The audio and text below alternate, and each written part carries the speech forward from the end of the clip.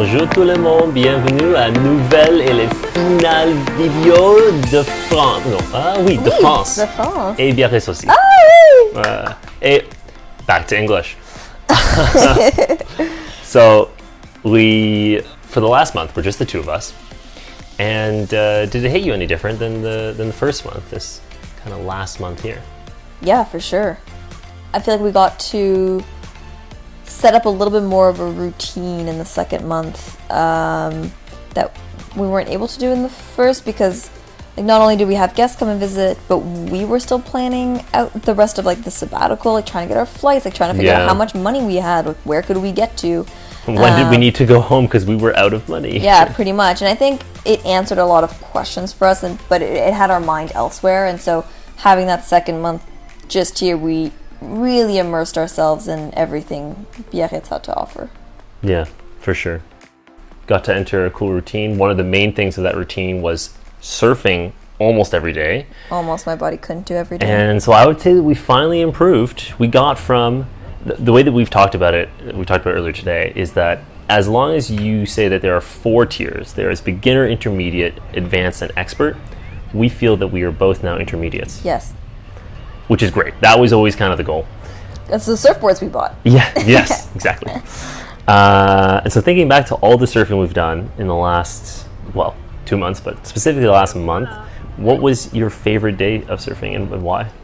My favorite day of surfing, this is readily available because we talked about it at lunch today. Because today was our last day with our boards, so we were reminiscing. And for me, it was July 14th, which is Francis Canada Day. And what stood out to me, so that was supposed to be originally our last day in Biarritz. Like, we extended our stay, but that was supposed to be the last day, so it kind of stood out to me when we went out surfing. Like, this could have been the last time we surfed.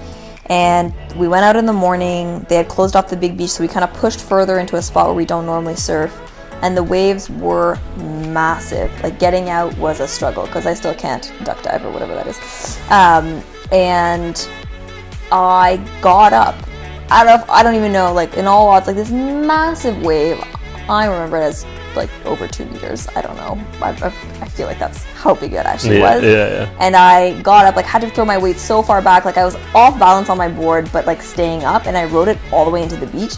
And then I was like, well, those waves were crazy. And I got out of the beach, walked further down, and then came back in the water to avoid like the biggest waves.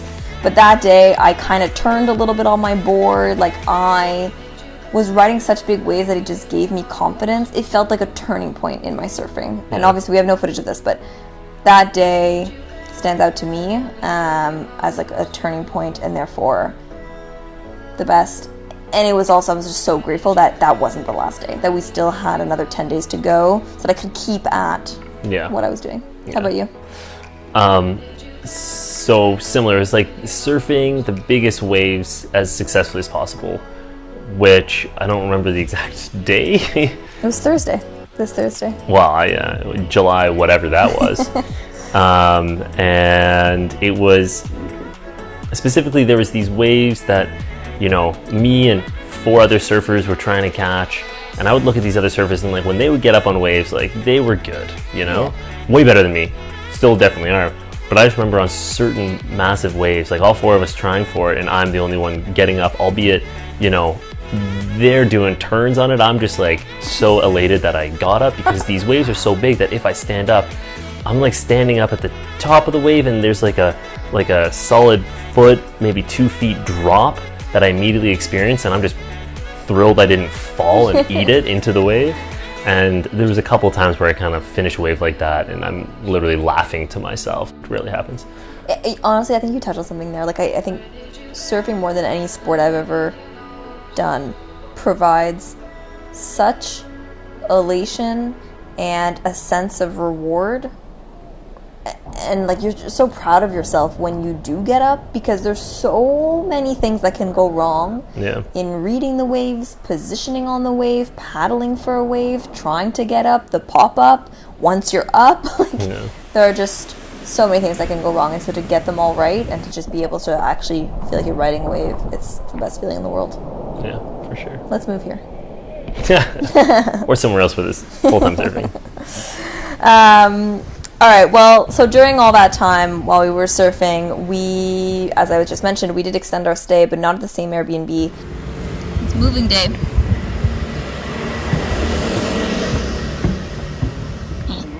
So we actually had to change Airbnbs on the 15th with only 10 days left. And would you say that you felt any differently in the second Airbnb?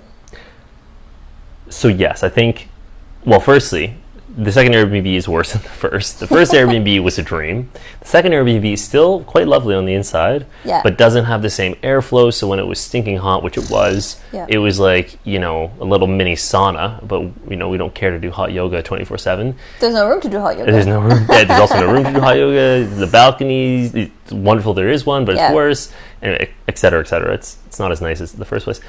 And we went from heaven to just a regular one bedroom. And as we left the first place, there was that feeling of, this is the last time we're at that first place.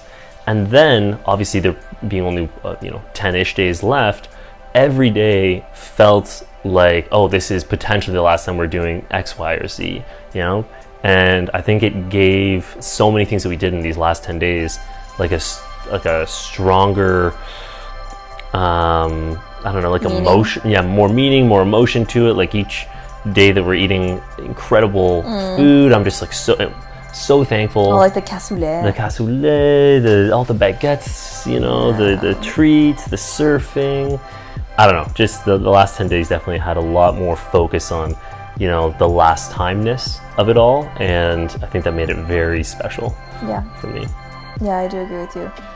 And I think in another way, it's helping us transition out of Biarritz. That too. Yeah. To be in some place that's worse, still nice, but worse. It's a little bit easier to then leave. Yeah, I've now been having this mindset of last timeness for 10 plus days. So at some point, I do really need to leave. Otherwise, this whole mindset was, just a sham. So I do feel not excited to leave, but like I could leave in 2 days as we are.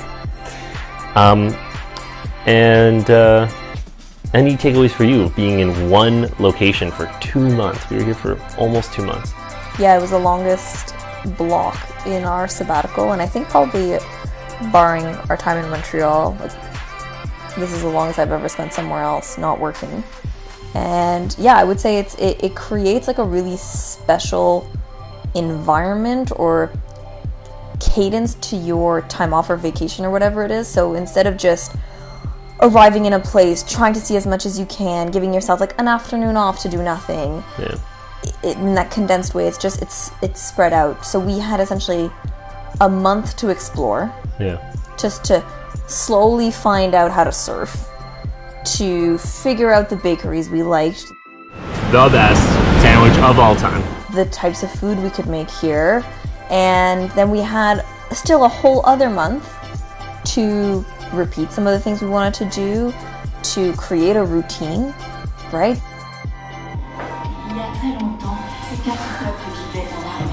Nowhere to go when we wanted to go listen to a podcast by the beach and be in the shade. Like we knew where to go. We know where to go if we want ice cream, and there's like 6 different places we could go.